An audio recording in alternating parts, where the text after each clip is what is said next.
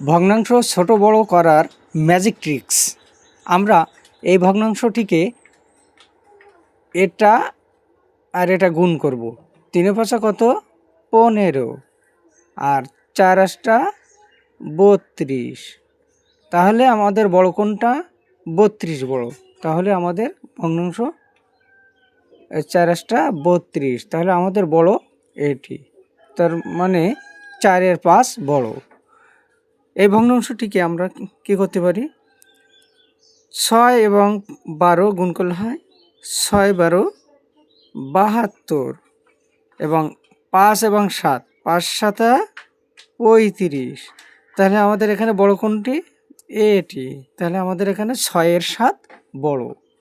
ঠিক তেমনি 3 এবং 8 গুণ করলে হয় 3 আষ্টা 24 এবং 5 এবং 10 গুণ করলে হয় 5 10-কে 50। তাহলে আমাদের এখানে বড় কোনটি?